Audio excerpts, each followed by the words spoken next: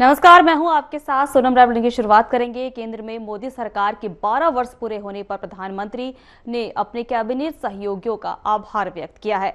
उन्होंने कहा है कि 140 करोड़ भारतीयों की आकांक्षाओं से प्रेरित होकर देश को विकसित की दिशा में आगे बढ़ाने का प्रयास और अधिक जोश के साथ जारी रहेंगे।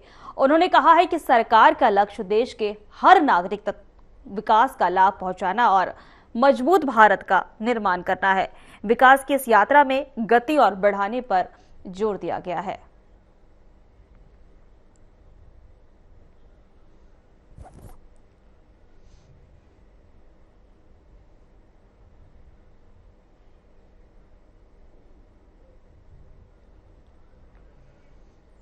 भोपाल में जीआरपी गवर्नमेंट रेलवे पुलिस कर्मियों के लिए 15 दिवसीय रिफ्रेश कोर्स आयोजित किया जा रहा है। इस प्रशिक्षण का उद्देश्य रेलवे पुलिसिंग को और अधिक प्रभावी बनाना है, जिसमें चलती ट्रेनों में अपराध की जांच, विभिन्न जिलों के बीच बेहतर समन्वय और आपात स्थितियों में तेज कार्रवाई जैसे महत्वपूर्ण पहलुओं पर खास ध्यान दिया गया है। तो वहीं इस पहल का मकसद जिला पुलिस और रेलवे पुलिस के काम करने के तरीकों के बीच अंतर को कम करना है और आधुनिक पुलिसिंग तकनीकों को मजबूत करना है। प्रशिक्षण के दौरान कर्मियों को रेलवे से जुड़े कानूनों की जांच की तकनीकी बारीकियों और टीम वर्क आधारित रणनीतियों की जानकारी दी जा रही है, ताकि वे किसी भी आपात स्थिति में तेजी से और प्रभावी कार्रवाई कर सके।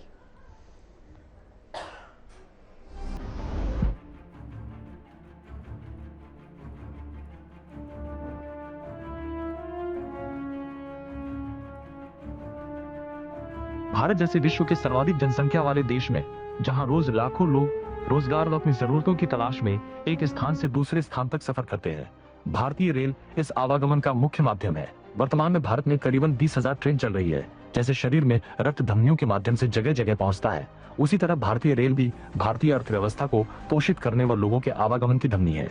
इस प्रकार सन 1867 में पहली बार जीआरपी अपने अस्तित्व में आई। शासकीय रेलवे पुलिस का प्रत्येक जवान करोड़ों यात्रियों को उनके गंतव्य तक पहुंचाने के लिए प्रतिबद्ध है। प्रत्येक राज्य में जीआरपी इकाई स्थापित है। मध्य प्रदेश जीआरपी भी इसी इतिहास का हिस्सा है, जिसका ध्येय वाक्य सतत सुरक्षित यात्रा है। अपने इस ध्येय वाक्य को चरितार्थ करने के लिए जीआरपी मध्य प्रदेश पुलिस लगातार संपत्ति संबंधी अपराधों की रोकथाम और पतारसी, मादक पदार्थों की तस्करी, महिला एवं बच्चों की सुरक्षा को सुनिश्चित करने एवं अन्य अपराधों की रोकथाम कर यात्रियों की सुरक्षा सुनिश्चित करती आ रही है। इसके अतिरिक्त रेल दुर्घटनाओं में सहायता हेतु सक्रिय भूमिका निभाने से लेकर विभिन्न नवाचारों के माध्यम से देश के हृदय स्थल मध्य प्रदेश जीआरपी ने आम जनमानस के मन में विश्वास अर्जित किया है। मध्य प्रदेश जीआरपी की संरचना में रेल मुख्यालय जीआरपी मध्य प्रदेश भोपाल में स्थित है, जिसमें अतिरिक्त पुलिस महानिदेशक पद के पुलिस अधिकारी मुखिया के रूप में पदस्थ रहते हैं। वर्तमान में नवागत श्री राजा बाबू सिंह हमारे एडीजी रेल है। मध्य प्रदेश जीआरपी के अंतर्गत संपूर्ण क्षेत्र को, जिसमें इकाई प्रमुख के रूप में पुलिस अधीक्षक रेल की पदस्थापना है। प्रत्येक इकाई प्रमुख का क्षेत्राधिकार जीआरपी मैनुअल के हिसाब से निर्धारित है। शासकीय रेल पुलिस में यात्रियों की सुरक्षा सुविधा व अपराध नियंत्रण के लिए समय समय पर कई नवाचार भी किए हैं, जिनमें मुख्य रूप से QIRT quick investigation response team अपराध की सूचना पर चलती ट्रेन में FIR करना व तत्काल विवेचना शुरू करने के लिए ड्यूटीरत team, 2 MP GRP help app मापर जीआरपी का सॉफ्टवेयर, जिसमें SOS बटन दबाने पर यात्री की लोकेशन शेयर हो जाती है, जिससे त्वरित गति से मदद की जा सकती है। 3 अपनी सवारी भरोसे वाली पुलिस सबकैबिन सवारी ऑटो, जिनमें QR कोड के माध्यम से संपूर्ण जानकारी मिल जाती है। 4 पटरी की पाठशाला, रेल पटरी के आसपास की बस्तियों में शिक्षा के माध्यम से सुरक्षा व नशा मुक्ति से जागरूकता का संदेश देना व अन्य समय समय पर चलाए जाने वाले अभियान, महिला सुरक्षा संवाद, साइबर जागरूकता, नशा मुक्ति संदेश, मुस्कान अभियान इत्यादि है। यद्यपि मध्य प्रदेश जीआरपी सतत यात्रियों की सेवा में संलग्न है, किंतु कार्यों के दौरान जीआरपी को कई चुनौतियों का सामना करना पड़ता है, जिसमें मुख्यतः बल की कमी, काम के अनियमित घंटे, नए कानूनों व प्रक्रियाओं का समावेश, जन अपेक्षाओं के कारण उपजा तनाव है। इन्हीं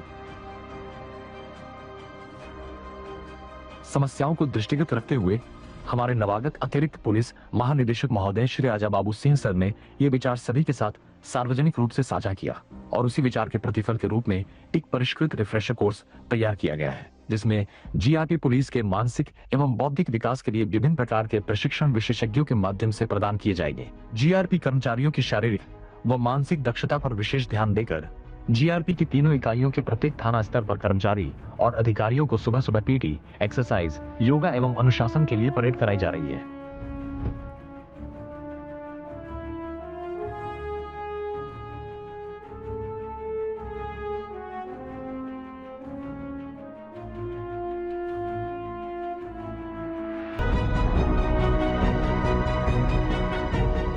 सभी थाना प्रभारी अपनी टीम को लेकर प्लेटफॉर्म आउटर पर लगातार पेट्रोलिंग कर यात्रियों की सुरक्षा के लिए विशेष प्रयास किए जा रहे हैं, क्योंकि मानसिक और शारीरिक प्रशिक्षण किसी भी व्यक्ति के सर्वांगीण विकास और संतुलित जीवन के लिए बेहद आवश्यक है। एक पुरानी और सटीक कहावत है कि स्वस्थ शरीर ही स्वस्थ दिमाग का वास होता है। हमें ये बताते हुए भी अत्यंत प्रसन्नता हो रही है कि हमारे वर्तमान अतिरिक्त पुलिस महानिदेशक महोदय श्री राजा बाबू सर, जो नवाचारों एवं अपने समग्र दृष्टिकोण के लिए जाने जाते हैं, इसके पूर्व की अपनी एडीजीपी प्रशिक्षण पदस्थापना के दौरान जैव विविधता व पर्यावरण संरक्षण के लिए जो कार्य किए। हैप्पीटीएस तिघरा ग्वालियर में police eco project PTS Tighra project में पर्यावरण संरक्षण का एक नया कीर्तिमान स्थापित किया है, वो भी बिना शासकीय बजट का उपयोग किए। साथ ही पीटीएस उज्जैन में भी पौधारोपण किया गया है। उनके सम्मान में सर को राज्य स्तरीय वार्षिक जैव विविधता पुरस्कार 2025 से सम्मानित किया जाता है। सवाल बस अभी कितने लगा दिए हैं और कितना लक्ष्य है? और 16,000 करीब विभिन्न प्रजाति के विभिन्न स्पेसी के हमने प्लांट्स लगा दिए। अभी जुलाई अगस्त में 14,000 नए पौधे अच्छी हाइट के हेल्दी प्लांट्स लगाने का लक्ष्य है। दाताबंदी छोड़ गुरुद्वारा ग्वालियर की जो नर्सरी है, उनके जो मेन संस्था के लोग हैं पंजाब बैठे हैं, उन्होंने 11,000 पौधे देने का कमिटमेंट किया है मिक्स प्लांट का। हमें गर्व है कि हम सर के नेतृत्व में सफलता के नए आयाम रचेंगे और मध्य प्रदेश जीआरपी को और ऊंचे मुकाम पर लेकर जाएंगे।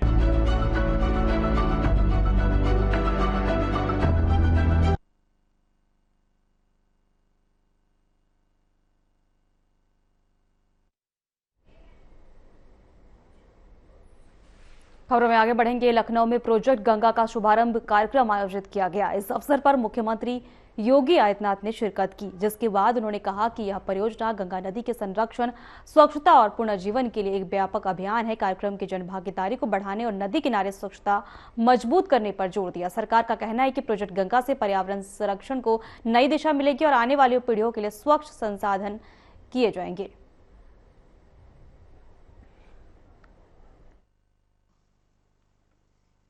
प्रोजेक्ट गंगा के आज के लॉन्चिंग कार्यक्रम के अवसर पर आयोजित इस समारोह में मेरे साथ उपस्थित प्रदेश सरकार में मंत्रिमंडल के मेरे वरिष्ठतम मंत्री, वित्त और संसदीय कार्य विभाग के मंत्री श्री सुरेश कुमार खन्ना जी, प्रदेश के आईटी एंड इलेक्ट्रॉनिक्स विभाग के मंत्री श्री सुनील कुमार शर्मा जी, प्रदेश के यूपी ट्रांसफॉर्मेशन कमीशन के सीईओ श्री मनोज कुमार सिंह जी, अवस्थापना और औद्योगिक विकास के आयुक्त अपर मुख्य सचिव वित्त श्री दीपक कुमार जी, प्रमुख सचिव IT and electronics Shri Alok Kumar ji, MSME के प्रमुख सचिव समेत यहाँ पर उपस्थित सभी हमारे प्रशासनिक अधिकारीगण, हिंदुजा ग्रुप के सीईओ श्री चड्डा जी, हिंदुजा ग्रुप से जुड़े हुए सभी वरिष्ठ अधिकारीगण, जनपदों से जुड़े हुए हमारे सभी अधिकारीगण, मैं सबसे पहले टीम यूपी को, जिन्होंने यूपी के अंदर डिजिटल एंटरप्रेन्योरशिप के इस अभियान को आगे बढ़ाने के लिए प्रोजेक्ट गंगा के इस कार्यक्रम का शुभारंभ किया है और जिन जनपदों को इसका प्रारंभिक लाभ मिलने जा रहा है, इसके लिए उन सभी जनपद वासियों को बधाई देते हुए UP transformation commission, IT and electronics विभाग, हिंदुजा ग्रुप, इन सभी को मैं हृदय से धन्यवाद देता हूं। एक अभिनव पहल है जो प्रधानमंत्री जी की डिजिटल इंडिया के उस संकल्प को आगे बढ़ाता है जो विकसित भारत और आत्मनिर्भर भारत की संकल्पना को पूरा करता है। हम सब इस बात को जानते हैं कि ब्रॉडबैंड की सुविधा आज की आवश्यकता बन चुकी है। इंटरनेट जितना फास्ट होगा उतनी ही डेवलपमेंट की गति भी फास्ट होती हुई दिखाई देगी और लोगों के जीवन में भी उतना ही व्यापक परिवर्तन होता हुआ दिखाई देगा। हम लोगों ने प्रधानमंत्री जी के इस विजन को आगे बढ़ाने के लिए कई चरणों में पूर्व में काम किए थे। खासतौर पर ई ऑफिस की हमारी संकल्पना, लैंड रिकॉर्ड की डिजिटाइजेशन की कार्रवाई हो या फिर प्रदेश के अंदर डिजिटल पेमेंट के कार्यक्रम को आगे बढ़ाने का कार्य हो या कोविड कालखंड में वीसी सखी जो बैंकिंग करस्पॉन्डेंट के साथ बैंकिंग सुविधा हर ग्राम पंचायत में उपलब्ध करवा रही हैं, इन कार्यक्रमों को आगे बढ़ाने का कार्यक्रम। ग्राम सचिवालय, सभी 57,700 ग्राम पंचायतों में सचिवालय का कार्यक्रम, जहां पर गांव की चुनी हुई सरकार गांव के अंदर गांव के आवश्यकताओं की पूर्ति का माध्यम बन सके, इन सभी कार्यक्रमों को आगे बढ़ाने का एक कार्यक्रम बहुत सफलतापूर्वक आगे बढ़े और ये देश के अंदर कुछ मॉडल भी प्रस्तुत हुए हैं। वर्ष 2025-26-27 के बजट में हम लोगों ने घोषणा की थी कि प्रदेश सरकार डिजिटल सशक्तिकरण की दृष्टि से प्रदेश के अंदर 8,000 डिजिटल एंटरप्रेन्योर को आगे बढ़ाएगी, जिसमें 50% महिलाएं होंगी। मुझे लगता है कि प्रोजेक्ट गंगा उसका माध्यम बनेगा और नाम भी यानी प्रोजेक्ट गंगा, यद्यपि government assistant network for growth and advancement का नाम है, लेकिन मां गंगा का नाम भारतीय परंपरा में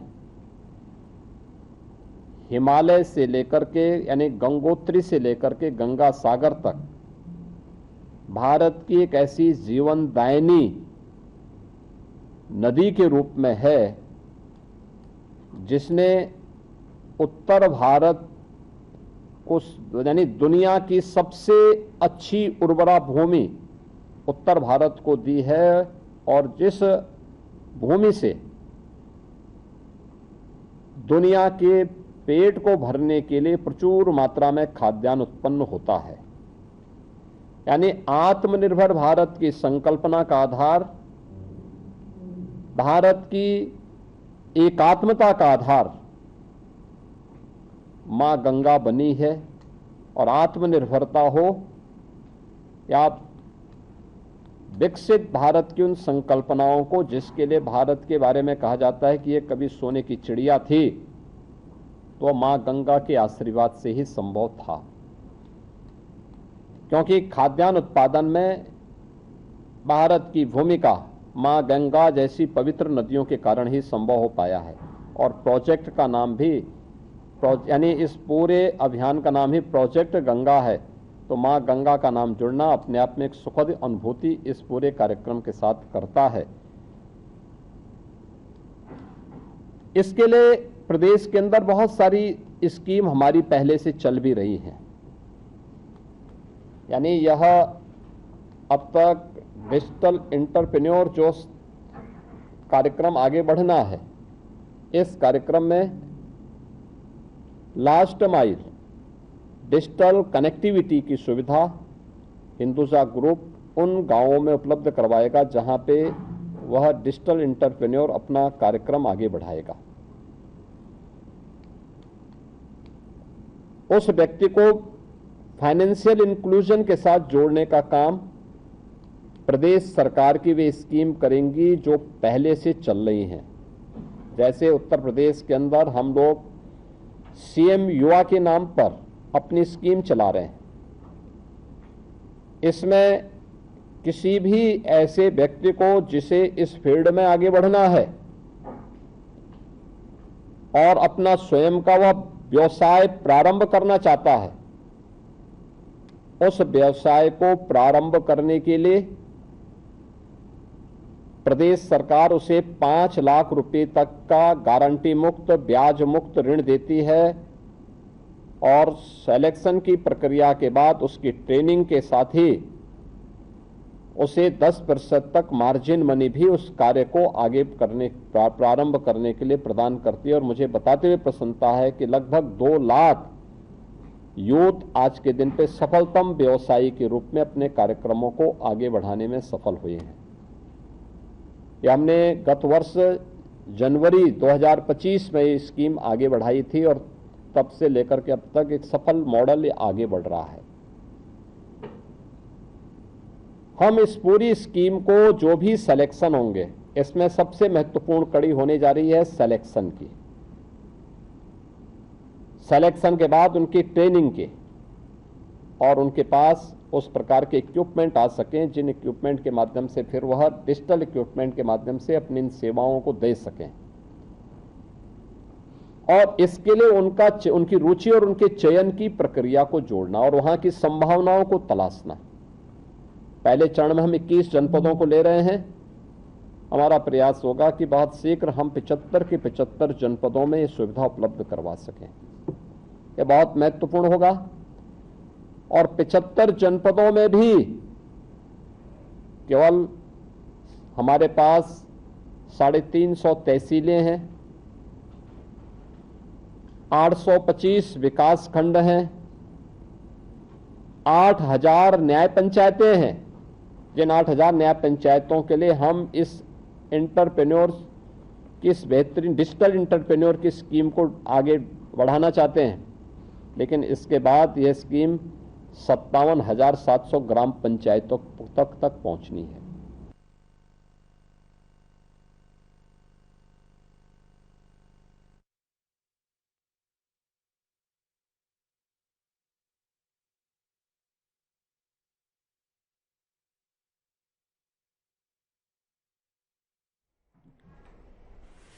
लखनऊ में प्रोजेक्ट गंगा को लेकर आयोजित प्रेस वार्ता में सरकार ने इस महत्वाकांक्षी योजना की प्रगति और भविष्य की कार्य योजना की जानकारी दी है। वहीं अधिकारियों ने बताया है कि यह परियोजना गंगा नदी के संरक्षण और स्वच्छता और पुनर्जीवन को समर्पित है। एक व्यापक अभियान है। इसका उद्देश्य केवल नदी की सफाई नहीं है, बल्कि इसे स्थायी रूप से प्रदूषण मुक्त बनाना और जन भागीदारी को बढ़ाना है।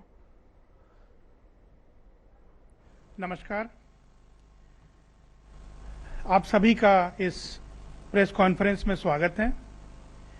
मैं आपको प्रोजेक्ट गंगा, जिसका शुभारंभ आज माननीय मुख्यमंत्री जी के कर कमलों से हुआ है, उसके बारे में ब्रीफ में बताना चाहता हूं, जो इसके पीछे सोच है और जो इसका प्रभाव पड़ेगा प्रदेश की आर्थिक इकोनॉमी में, युवाओं के रोजगार के क्षेत्र में, उसके बारे में मैं थोड़ा बताऊंगा आपको। उसके बाद फिर आपके जो सवाल होंगे उनका उत्तर देने का कोशिश करूंगा। ये high speed broadband internet connectivity आज की तारीख में एक उसी तरह की इंफ्रास्ट्रक्चर की मूलभूत आवश्यकता है जैसे सड़क, बिजली और पानी। आप सबने डिजिटल डिवाइड के बारे में सुना होगा, अर्बन रूरल इंफ्रास्ट्रक्चर के डिवाइड के बारे में सुना होगा, और उसमें सबसे ज्यादा गहरी खाई आज की तारीख में डिजिटल डिवाइड की है। हम लोगों ने इस प्रोजेक्ट के माध्यम से ये कोशिश की है कि गांव में हाई स्पीड ब्रॉडबैंड कनेक्टिविटी को पहुंचाया जाए। हिंदुजा ग्रुप और स्टेट ट्रांसफॉर्मेशन कमीशन ने 9 जून को वित्त मंत्री जी की उपस्थिति में एक एमओयू हस्ताक्षरित किया था और उसके बाद से इसका प्रोजेक्ट का डीपीआर बनाया गया और वो डीपीआर बैंक्स को भेजे गए, जो सीएम युवा प्रोजेक्ट को इम्प्लीमेंट करते हैं, फंडिंग करते हैं। बैंक्स के कमेंट के बाद इसमें जो भी आवश्यक सुधार था उसको किया गया। फिर एमएसएमई डिपार्टमेंट को दिया गया। एमएसएमई डिपार्टमेंट ने इसे अपने सभी फील्ड लेवल ऑफिशियल्स को भेजा कि ये प्रोजेक्ट गंगा सीएम उद्यमी योजना जो है उसके अंतर्गत वित्त पोषित के लिए स्वीकृत की गई है और अब इसका वित्त पोषण उस योजना के अंतर्गत किया जाएगा। साथियों, ये उत्तर प्रदेश में लगभग 8000 न्याय पंचायतें हैं। तो प्रारंभ में ये कोशिश है कि न्याय पंचायत लेवल तक हाई स्पीड ब्रॉडबैंड कनेक्टिविटी को ले जाया जाए और वहां पर उसके बाद फिर नीचे तक ग्राम पंचायतों तक जाने की कोशिश की जाएगी। इस योजना में जो एक्चुअल काम होगा वो ये है कि आज माननीय मुख्यमंत्री जी ने जो पोर्टल लॉन्च किया है उस पे लोग आवेदन करेंगे चयन के लिए इसमें, और जो सीएम युवा योजना की अहर्ताएं हैं वही इस पर लागू होंगी। और ये माननीय मुख्यमंत्री जी के निर्देश हैं कि 50% से अधिक बेनिफिशियरी इस योजना में महिलाएं होंगी। तो उस पर फोकस तरीके से काम होना है। बाकी लोगों के आवेदन आएंगे, उसके बाद उनको स्क्रीन करने के बाद स्क्रीनिंग के लिए हिंदुजा ग्रुप और जो सीएम युवा उद्यमी योजना के जो उसमें स्क्रीनिंग के मैकेनिज्म है उसके साथ उसकी स्क्रीनिंग होगी और चयन होगा। चयन के बाद उनको प्रशिक्षण दी जाएगी। ये अशोक लेलैंड के टीम द्वारा जो वन ओटीटी उन्होंने इसके लिए बनाया है, जिसके सीईओ विंसले साहब हैं, वो इस पे ट्रेनिंग का काम करेगी। और ट्रेनिंग के बाद फिर जो आज की तारीख में जहां तक उस चयनित ग्राम पंचायत के समीप में ब्रॉडबैंड कनेक्टिविटी पहुंची हुई है, अब वो ब्रॉडबैंड कनेक्टिविटी रेलटेल की हो सकती है या किसी और इंटरनेट सर्विस प्रोवाइडर की हो सकती है, वहां से लेकर और गांव तक ब्रॉडबैंड कनेक्टिविटी को ले जाने का या डालने का फाइबर, ये काम अशोक लीलैंड की जो कंपनी है वन ओटीटी उनके द्वारा किया जाएगा। और उस गांव के अंदर सर्कुलर फॉर्म में ये फाइबर ले किया जाता है। वो इसलिए क्योंकि अगर बीच में कट जाता है तो दो तरफ से इसमें सिग्नल जा सकते हैं, तो सभी सिग्नल न बंद हो जाएं, इसीलिए इसको सर्कुलर तरीके से गांव में ले किया जाता है। फिर उससे फिर आप हर गांव को या इंस्टीट्यूशन को कनेक्टिविटी देंगे। इसमें यह अनुमान है कि अगर 350 से 390 रुपए प्रति माह अगर वो कनेक्शन लेने वाले पे करते हैं तो 7 से 8 महीने के बाद जो ये एंटरप्रेन्योर हैं, डिजिटल एंटरप्रेन्योर, उनको 20,000 रुपए प्रति माह से लेकर आमदनी शुरू होगी और कनेक्शंस बढ़ने के बाद ये आमदनी उनकी 1 लाख रुपए प्रति माह तक जा सकती है। तो इसमें जो सोच है वो ये है कि गांव में एक डिजिटल सर्विस प्रोवाइडर के रूप में डिजिटल एंटरप्रेन्योर को बनाया जाए और उनको वहां पर स्थापित किया जाए। लेकिन ये एक छोटा अचीवमेंट होगा। जो मूलभूत इसके ऊपर विकास होना है वो ये है कि इन सर्विसेज को, इस तरह की हाई स्पीड इंटरनेट कनेक्टिविटी को यूज करते हुए कई क्षेत्र में काम हो सकते हैं। हम लोग आज की तारीख में टेलीमेडिसिन, टेली एजुकेशन ये सुनते हैं या बात पढ़ते हैं, लेकिन वो हकीकत में नहीं हो पाता है। फिलहाल हमारे खास बुलेटिन में इतना ही। नमस्कार।